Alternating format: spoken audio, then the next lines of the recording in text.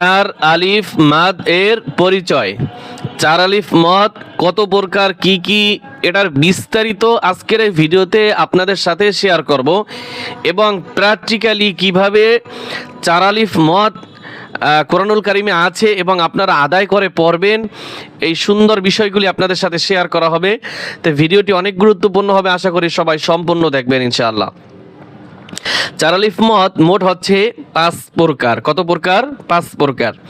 যাই হোক, এখানে যেভাবে আছে বইতে যেভাবে সাজানো আছে আপনাদেরকে সেভাবেই আমি বোঝানোর চেষ্টা করি। যে উপরের চিহ্নটিকে মোটা চিহ্ন বলে। এই যে চিহ্ন রয়েছে, এই চিহ্নটিকে কি বলে? মোটা চিহ্ন বলে।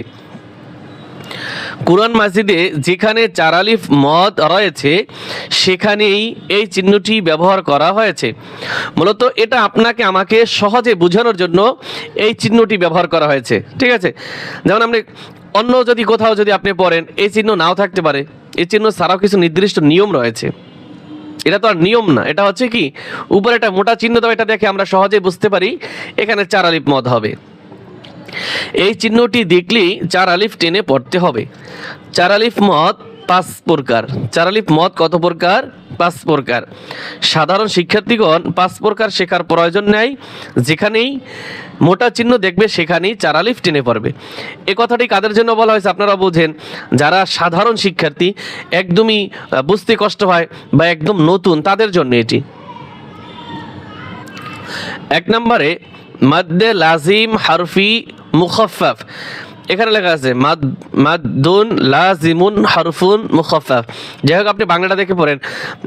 মাদ্দে লাজিম হারফি মুখাফফাফ, হরফের উপর মোটা চিহ্ন। হরফের উপরে কি থাকবে? মোটা চিহ্ন থাকবে। যেমন এখানে হরফ রয়েছে, একটা ইয়াসিন হরফ। তো ইয়াসিন এটা কি? হরফ। হরফের উপরে মোটা চিহ্ন, এই যে মোটা চিহ্ন আছে, আছে। বামে তাসদিদ না থাকিলে, হরফের উপরে মোটা চিহ্ন, বামে কোনো তাসদিদ নাই, তাহলে চার আলিফ টেনে পড়তে হয়। এটাকে মাদ্দে লাজিম হারফি মুখাফফাফ বলে। মদে এই হরফের উপরে মোটা চিহ্ন, বামে যদি তাসদিদ না থাকে তাহলে মদ্দে লাজিম হরফি মুখাফফাফ। যেমন ইয়াসিন, ইয়া এক আলিফ টান হবে, সিন চার আলিফ টান হবে। তারপরে এগুলো সাধারণত কোরআনুল কারিমের যে সূরা রয়েছে, সূরার শুরুতে এই মদ্দে লাজিম হরফি মুখাফফাফগুলি থাকে। তারপর একটা সূরার নাম আছে সদ। সদ চার আলিফ টেনে পড়বেন। তারপর 29 পারা আছে নুন, সূরা কলাম, নুন চার আলিফ টান দিবেন। আর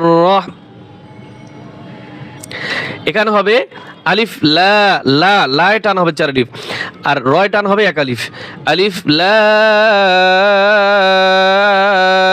র, র যেন টান বেশি না হয়। আর আলিফ লা, এখানে 4 আলিফ টান দিবেন।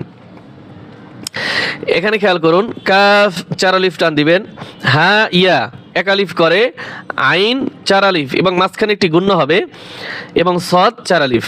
প্র্যাকটিক্যালি দেখুন, কাফ হা ইয়া আইন সদ,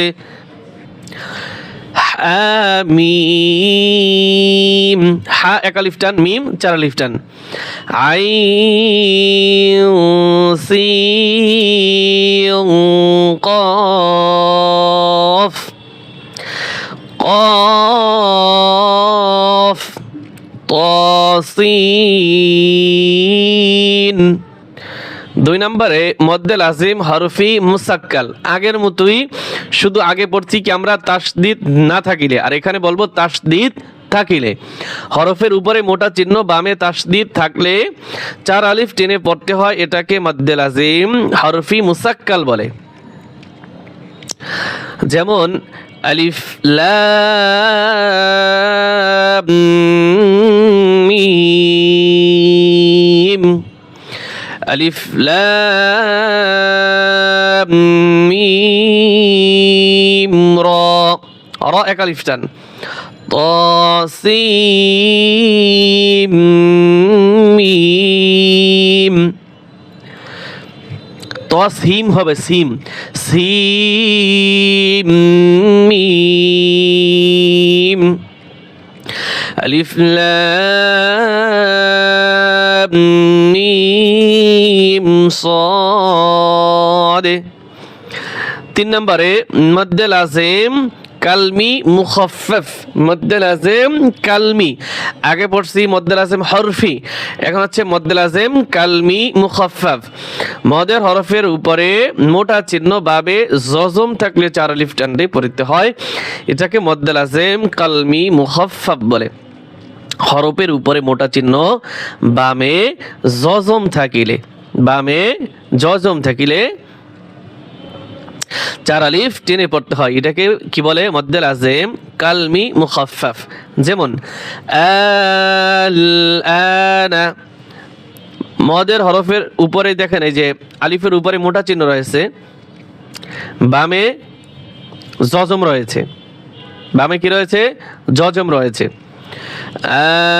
আল-আনা, আ কয়ে 4 আলিফ টান দিতে হবে।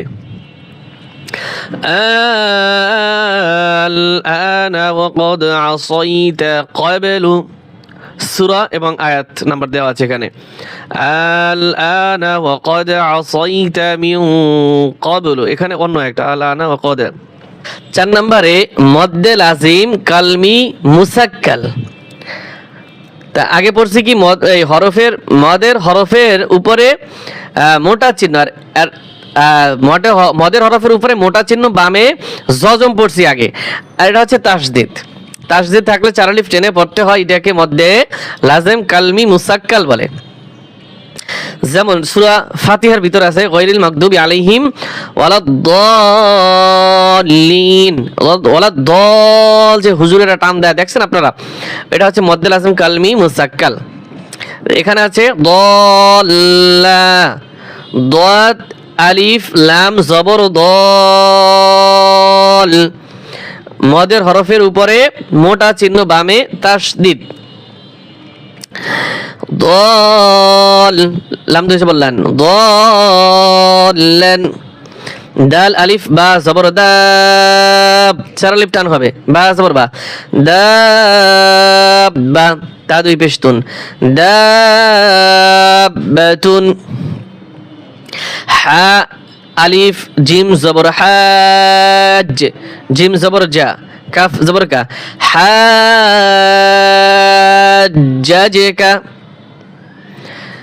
জিম আলিফ নুন জবর জান, নুন জবর না, জান্না। এই 4টার ভিতরে এইটা একটু বানানের দিক থেকে কঠিন, আমি যেভাবে বানান করেছি এটাই হচ্ছে সঠিক বানানের নিয়ম। সাখাতুন, সাদ আলিফ খ জবর সখ, খ জবর খ, সখ, তা 2 পেশতুন, সাখাতুন। ত আলিফ মিম জবর ত, 4 আলিফ টান দিতে হবে, শেষে 1 আলিফ গুণনা করতে হবে। মিম জবর মা, ত মা, তা পেশতু, তাম্মাতু। ওয়ালা তাহাদ্দুনা, ওয়াও জবর ওয়া, লাম আলিফ জবর লা, ওয়ালা, তা জবর তা, হা দাদ খারা জবর হাদ, দাদ পেশ দু, ওয়ালা তাহাদ্দু, নুন জবর না, ওয়ালা তাহাদ্দুনা।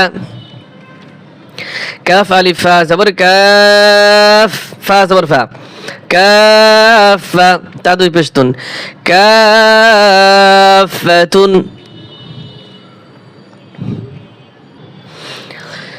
فإذا جاءت الصاخة، فإذا جاءت الصاخة। এখানে আছে মধ্যে মুত্তাসিল, এটা হচ্ছে মধ্যে লাজিম কালমি মুসাক্কাল।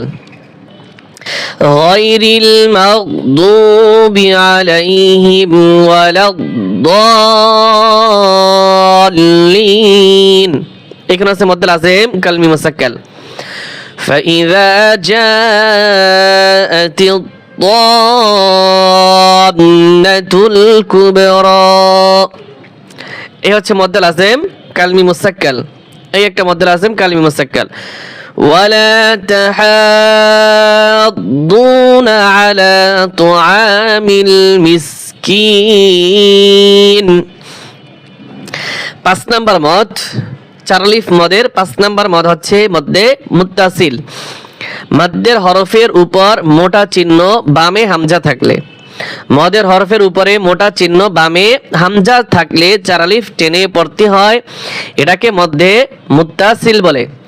যেমন এই যে দেখেন মদের হরফের উপরে মোটা চিহ্ন বামে হামজা আছে, একই শব্দের ভিতরে এখানে লেখা নেই, এটা একই শব্দের ভিতরে। জিম আলিফ জবর জা, হামজা জবর আ, জা আ।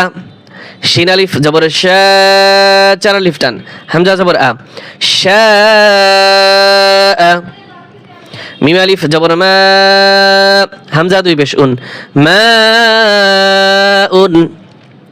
সাওয়াউন মদ্দে লাজিমের মতো বানান এখানে কোনো কঠিন নাই, এটা সহজ, একদম সহজ। নিসাউন কাইমা শুহাদা, শেষে একটু শক্ত করে ছেড়ে দিবেন, তাহলে হামজার উচ্চারণটা হয়ে যাবে। উলাইকা